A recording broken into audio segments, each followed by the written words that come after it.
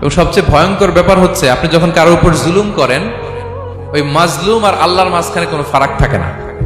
আল্লাহ ওই ফারাকের পর্দা উঠায় নেয়, দোয়া করলেই ওটা আরশে যেয়ে কবুল হয়ে যায়। খবরদার, মজলুমের কান্না কখনো বৃথা যায় না। জীবনের কোনো না কোনো সময়ে এর প্রায়শ্চিত্ত আপনাকে করতে হবে। জীবনের কোনো না কোনো সময়ে এর প্রায়শ্চিত্ত করে আপনাকে মরতে হবে। বদদোয়া করছে, ডাইরেক্ট কবুল।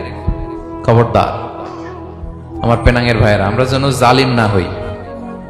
In it's any form, operation in it's any form, যেই কোনো ভাবে, যেই কোনো ক্ষেত্রে, যেই কোনো ধরনের হইতে পারে জুলুম। কাউকে আপনি ছোট্ট কোনো কাজে ঠকালেন, বন্টন নীতিতে ঠকালেন, হ্যাঁ, জমি মেরে দিয়ে ঠকালেন, আমানত মেরে দিয়ে ঠকালেন, ইন ইটস এনি ফর্ম যদি জুলুম করে থাকেন, খবরদার, মজলুমের কান্না কখনো বৃথা যায় না। জুলুম শুধু আমাদের জন্যই হারাম না, আল্লাহর জন্য হারাম। আল্লাহ তাআলা বলেন হাদিসে কুদসিতে, ইয়া ইবাদি, হে আমার বান্দারা, ইন্নী হারামতু যুলমা আলা নাফসি, আমি জুলুমকে আমি আল্লাহ নিজের উপরে হারাম করেছি।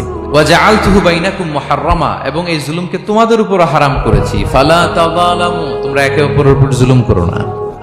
জুলুম শুধু আমাদের উপরই হারাম না, আল্লাহ নিজের উপরও হারাম করেছেন। তাহলে জুলুমের সাথে কি মুমিনের কোনো সম্পর্ক থাকতে পারে?